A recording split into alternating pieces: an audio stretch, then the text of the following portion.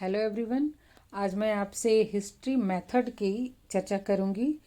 BEd में history method किनका होता है, तो जिनका हिस्ट्री ऑनर्स हो उनका ये हिस्ट्री मेथड 7A होता है, 7A पेपर। और जिनका सब्सिडियरी में अगर हिस्ट्री है तो उनका ये मेथड बी यानी कि 7B होता है। लेकिन चाहे आपका ये मेथड 7A हो या बी हो, दोनों का सिलेबस एक समान है, दोनों को एक ही सिलेबस पढ़ना होता है। और हिस्ट्री मेथड के 7A और बी दोनों के छात्र एक साथ ही क्लास भी करते हैं। तो हिस्ट्री मेथड के सिलेबस में जो टॉपिक है उसकी चर्चा करने से पहले हम इसके मार्क्स को समझ लेते हैं। हिस्ट्री मेथड का जो थ्योरी होता है वो टोटल होता है 50 मार्क्स का, जिसमें 40 मार्क्स का थ्योरी है और 10 मार्क्स इंटरनल या सेशनल मार्क्स है। 50 मार्क्स के थ्योरी एग्ज़ाम में 4 मार्क्स होते हैं, 10 मार्क्स के। और इसमें पास मार्क्स होता है 18, और जो सेशनल मार्क्स है 10, उसमें पास मार्क्स होता है 5। फिर दूसरा है प्रैक्टिकल एग्ज़ाम। टीचिंग का जो प्रैक्टिकल एग्ज़ाम होता है ये 50 मार्क्स का होता है। फिर आपको इस मेथड पेपर में जब 1 मंथ का प्रैक्टिस टीचिंग स्कूल इंटर्नशिप होता है तो उस समय 10 लेसन प्लान बनाने होते हैं, और जब 4 मंथ का स्कूल इंटर्नशिप होता है उस समय आपको 40 लेसन प्लान बनाने होते हैं। ये जो लेसन प्लान है इसमें आपको 75 मार्क्स निर्धारित है एक लेसन प्लान के लिए, एक मेथड के लेसन प्लान के लिए। अब आइए, अब हम चर्चा करते हैं हिस्ट्री मेथड के सिलेबस में जो टॉपिक्स है उनके विषय में। तो जो सबसे पहला यूनिट है वो है कॉन्सेप्ट ऑफ हिस्ट्री, इतिहास की अवधारणा। और इसके सब टॉपिक हैं इतिहास की अवधारणा, जिसमें आपको पढ़ना होता है इतिहास क्या है, उसका अर्थ, उसकी परिभाषा। नेक्स्ट सब टॉपिक है इतिहास शिक्षण के लक्ष्य एवं उद्देश्य, मतलब विद्यालय में जो इतिहास पढ़ाया जाता है तो इतिहास पढ़ाने के क्या लक्ष्य एवं उद्देश्य होते हैं। नेक्स्ट है माध्यमिक एवं उच्च माध्यमिक स्तर की शिक्षा में विषय अर्थात इतिहास पढ़ाने का स्थान और महत्व, मतलब कि माध्यमिक एवं उच्च माध्यमिक स्तर की शिक्षा में इतिहास को पढ़ाने का क्या महत्व है और पाठ्यक्रम में इतिहास का क्या स्थान है। अब दूसरा यूनिट है मेथड्स, विधियाँ, मेथड ऑफ टीचिंग, शिक्षण की विधियाँ। अब जो विधियाँ हैं वो इस प्रकार हैं। सबसे पहला है कहानी विधि, दूसरा है नाटक एवं अभिनय।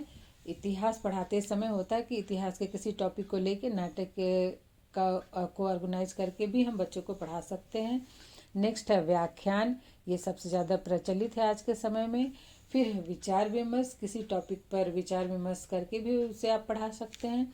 नेक्स्ट है स्रोत विधि, तो जैसा कि हिस्ट्री के स्टूडेंट्स ये जानते हैं कि स्रोत जो है वो इतिहास को जानने का सबसे उत्तम माध्यम है। नेक्स्ट है प्रश्नोत्तर विधि, किसी भी क्लास में जब बच्चों को पढ़ाते हैं तो पढ़ाने में बीच बीच में क्वेश्चन आंसर होता रहता है, तो वही है प्रश्नोत्तर विधि। फिर है परियोजना, छात्रों को प्रोजेक्ट भी दिए जाते हैं जिसके माध्यम से वो खुद प्रोजेक्ट तैयार करते हैं और विषय को सीखते एवं समझते हैं। और लास्ट है स्वयं अध्ययन, स्वयं अध्ययन के द्वारा भी छात्र इतिहास का ज्ञान प्राप्त करते हैं। अब नेक्स्ट है यूनिट 3, को रिलेशन विथ अदर सब्जेक्ट, अन्य विषयों के साथ सहसंबंध। इसमें है अन्य विद्यालय विषयों के साथ सहसंबंध। तो जब भी कोई विषय हम पढ़ाते हैं तो वो विषय अकेला नहीं होता है, बल्कि उसका सभी विषयों से, अर्थात विद्यालय में जितने भी विषय पढ़ाए जाते हैं उनसे उसका संबंध होता है। जैसे कि जब आप हिस्ट्री पढ़ाते हैं तो आप किसी भी राज्य की सीमा, किसी देश की सीमा को बता रहे हैं, तो आप भूगोल के बारे में बता रहे हैं। अब आप किसी भी वंश की या किसी भी देश की भाषा के बारे में बताते हैं तो आप लिटरेचर बता रहे हैं। अगर आप किसी भी सभ्यता के लोगों का जीवन के प्रति जो दृष्टिकोण रहा है उसके विषय में बताते हैं तो आप दर्शन बताते हैं।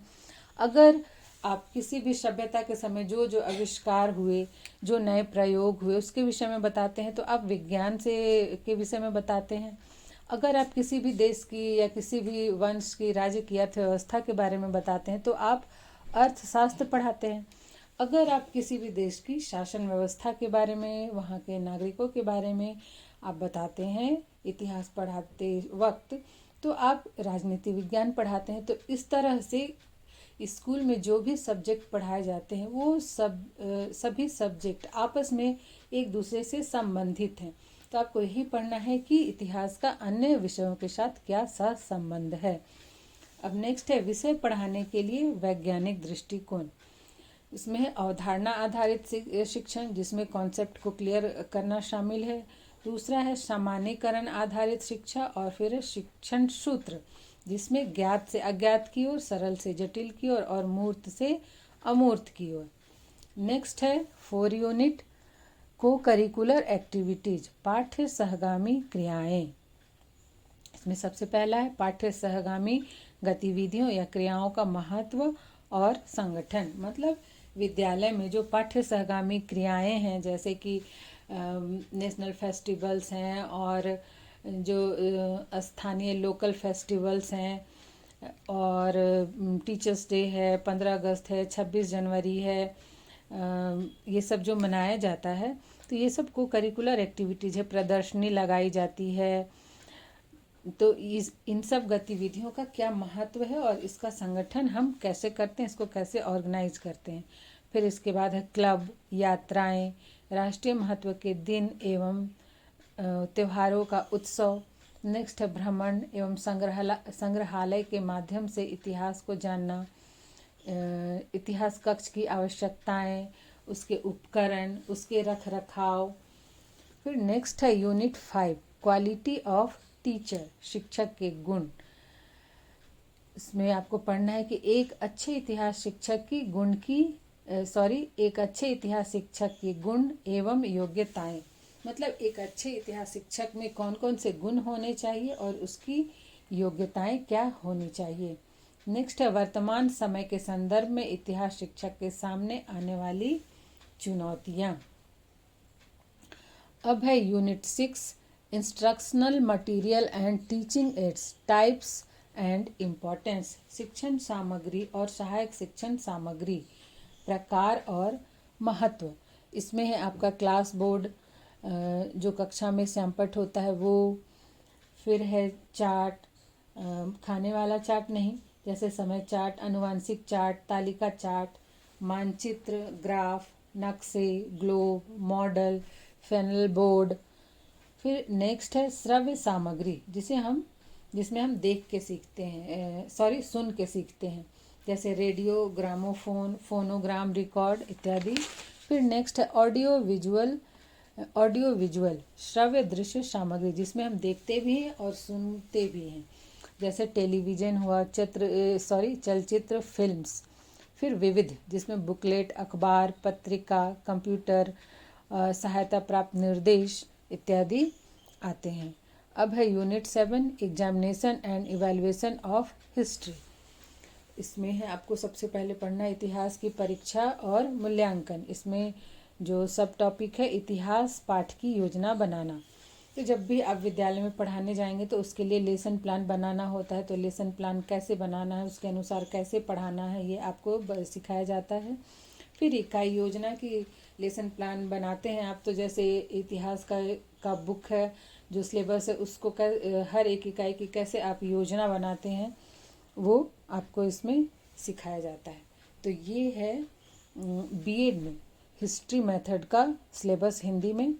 आशा करती हूँ कि आपको ये सिलेबस अच्छी तरह से समझ में आ गया होगा। अगर आपको कहीं भी कोई डाउट्स हो तो आप कमेंट करके बता सकते हैं, जिससे मैं क्लियर करने का प्रयास करूँगी। अगर आपको ये वीडियो पसंद आया हो तो सब्सक्राइब करना ना भूलें